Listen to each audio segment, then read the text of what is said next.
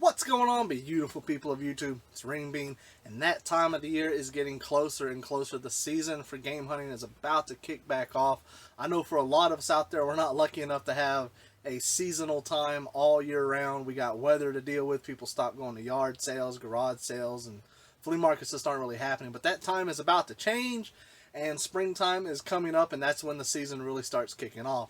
So before that season does kick off, I wanted to make this video and give you guys out there a leg up on some of the things that you should be looking out for, underrated items that are often overlooked that sell well. So sit back and relax. Let's check it out.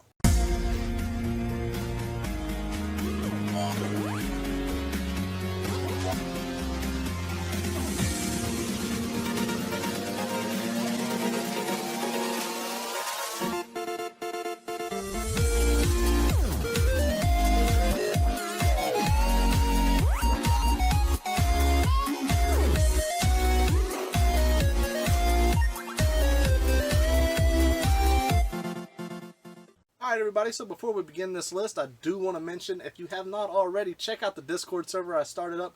It's insane how many people we got there already. If you had any questions on eBay, or you just wanted to show off your game room or some of the pickups that you find, it's a great place to do it. I'm there, I'm active fairly often, so if you ever wanted to talk to me, it's a great place to do it. The link is in the description as well as a pinned comment. It's easy to sign up, doesn't cost anything. You use your phone, your desktop, doesn't matter. So check that out at the end of this video. And one other thing, people, is a lot of this stuff in this video, it just pertains to selling online, whether it's eBay or Amazon. You're probably not going to have any luck really selling this stuff locally. When you're selling online, you have the whole world as your audience versus just dealing with, a handful of people in your county that may be interested in this item. So there's probably going to be more than one of these videos involving things that are overlooked that you can pick up at yard sales, just because I can probably think of stuff all throughout the day, but I just kind of grabbed 4 or 5 things here that are just quick things that you should look out for when you're out hunting at yard sales or flea markets or wherever it may be. So if you have any suggestions or you think I'm going to leave something out, put it in the comments and you'll probably see it on the next video. So starting off this list, this is a very simple one, and it's one that you should be on the lookout for, and that is power cables, power cords, power adapters, power bricks, whatever you want to call them. Those are the things that you need to look out for. But the biggest key factor in determining if it's going to sell, if it's going to be worth it, is it needs to be OEM official. It does not need to be a generic ripoff. A couple examples here. We have the Nintendo 64 power brick right here. I call them power bricks usually just because, I don't know, growing up with all this stuff, we always referred to them as bricks. They got the big clunky end on them. Usually most systems have that. They have some sort of brick right at the end where it goes into the outlet. If you're not familiar, I don't know how you wouldn't be. But Nintendo 64, you can tell it's got the Nintendo on it. They do make generics of these, but people are always more than willing to pay extra for official. It kind of sucks using aftermarket. A lot of times they don't perform as well, so that's why you have a big market for people looking for the actual OEM official. That's the Nintendo 64 one, like I said. Another good one right here. This is a GameCube power cord right here, power brick. And these, I'm telling you guys, these things are worth it. And I can usually find these things. If I don't find any games or systems at a yard sale, if someone already got to it before me, they may have not gotten everything, and a lot of times they can leave these off to the side, or these could be found in a big box of cords or cables that you might find at a yard sale or a flea market. But one of the downsides to selling power bricks is the weight of them. They're usually always over a pound, so shipping is going to be high. Usually whenever I ship these things, priority flat rate is the way to go. That's usually how I do it. Throw a little bit of bubble wrap on these, stick them in a padded flat rate envelope, which sucks. The price went up on, I think they're $8 now. But that's okay. You can still make money off these things. Pick them up for $1. A lot of people sell 2 for $1 on power cords or cables, whatever it may be.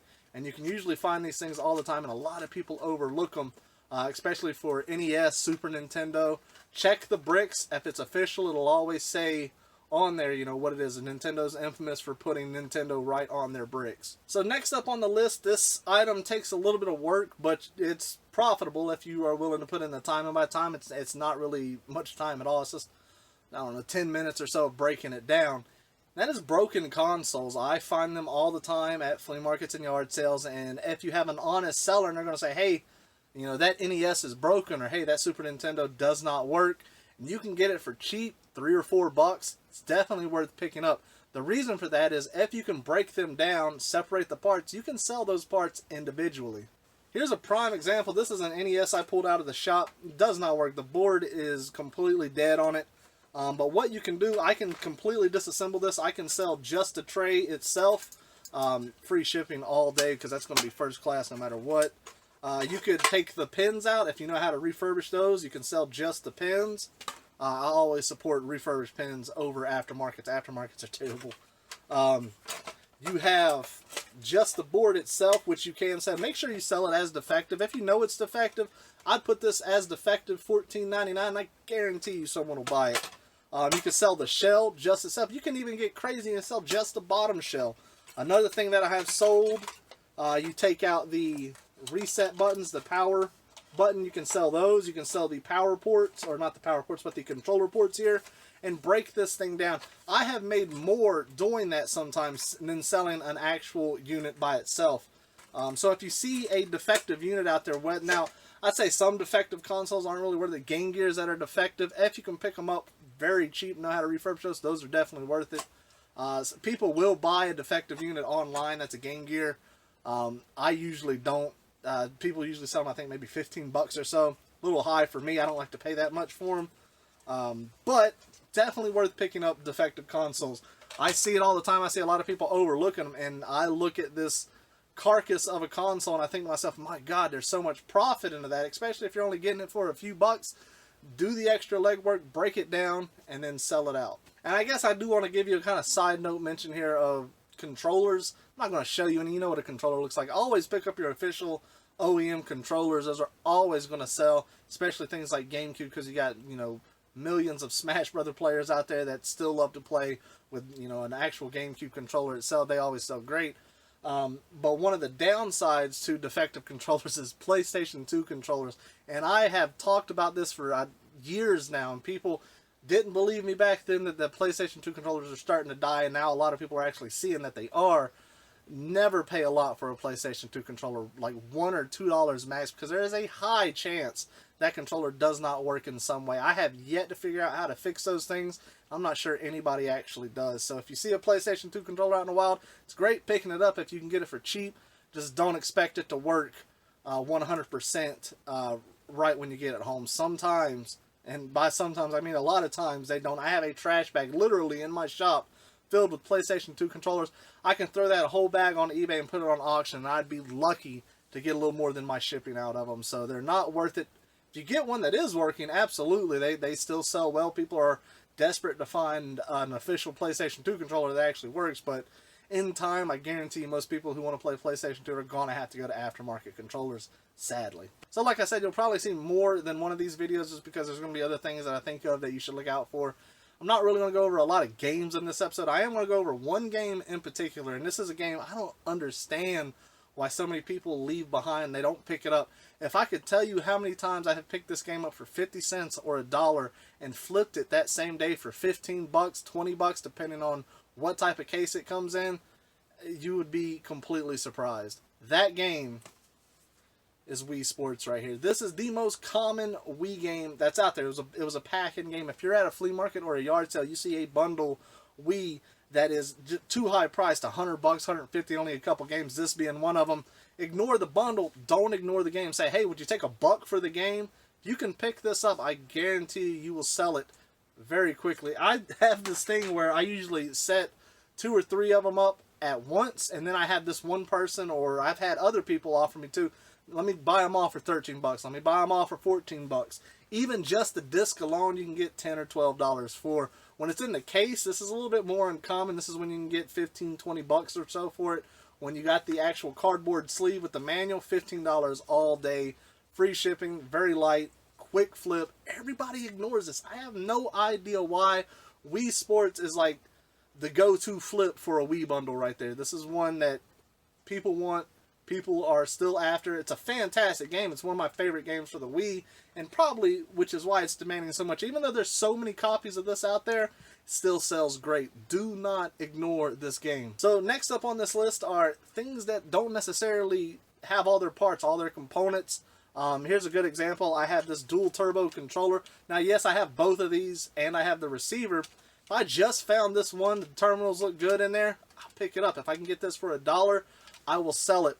A big thing with that too, the receivers. Anything that takes a receiver, Guitar Hero guitars, controllers, receivers are worth quite a bit. That's the most lost item when it comes to a set like that. A lot of people lose the receivers, and people are willing to buy them separately for a very good price. Here's the receiver for that dual turbo right there. I could sell that easily because someone might have this controller, but they don't have the receiver to go with it. Here's another item that you probably won't come across that often, but it kind of gives you more of an example of what I'm talking about.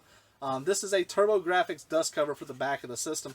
I had a buddy of mine hit me up recently. He's like, hey man, I found 2 TurboGrafx consoles. They're going to be good flips for me. I was like, hey man, make sure you separate the dust cover from it. Sell the bundle separately and sell this with it. Maximize your profits.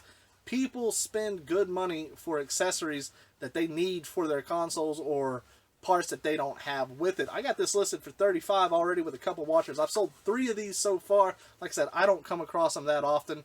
And when I do, you best believe this is going to be sold separately. So lastly on this list, I want to talk about one of my favorite overlooked items. I guess the top that you would see on this list for me, in my eyes.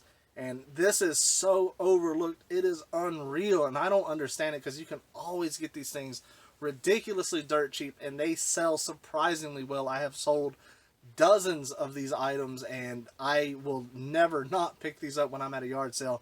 And what I'm talking about is actual cases for game consoles, handhelds to be more specific. You can find some for, you know, actual consoles, but those are, you know, very uncommon for the most part. But here's a good example. This is a PSP case right here. This is a very nice one. I got this one listed right now for $30 with a handful of watchers already on it. It's a very nice condition one. Make sure you're getting, again, official products for these. But the biggest seller of all is Game Boy cases. Like, my God, how many times have I sold a Game Boy case? It's unreal.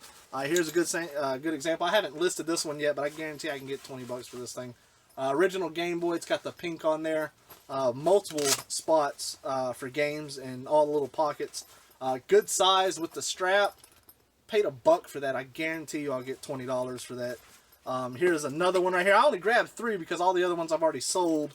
I tell you, I sell these things quite often. Here's a very nice Super Mario one right here. This is mainly, I think, for DS.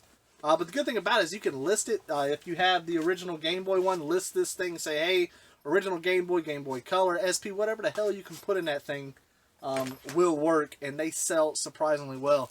Sometimes I'll go to a flea market. I'll go to a yard sale. Someone got there before me, but they left the cases, and the cases were ridiculously cheap. I'm like, are you thick? Do you not realize what you left behind? These things are excellent to pick up, and they sell quite well. I see other people in their hunting videos, and they'll ignore these things, and I don't understand it. But if you see these out in the wild, and you can get these things for dirt cheap, make sure they don't have any tears or stains in there, pick them up. They're free shipping all day. They're almost always under £1. You don't have to do much when it comes to packaging. The only time that you got to be careful when it comes to packaging these things is when you're dealing with the original Game Boy with the plastic case on the inside. Those things, you know, can break during shipping, but I have sold them, and they usually ship just fine. So that's it, guys. That's what I got for this video. Like I said, I'll probably do another one. I'll think of a few more things. If you guys got any suggestions, leave them in the comments of things that you think I should talk about that are overlooked items that you'd come across at a yard sale or flea market, and we'll go over it on the next video. So again, make sure to check out that Discord server if you want to talk about video games, show off some game room pictures or some of the pickups that you got. It's a great place to do it. Or if you ever want to reach out to me, again, it's in the description, pinned comment. As always, guys, I appreciate every one of you watching this video. Take care and enjoy the rest of your day.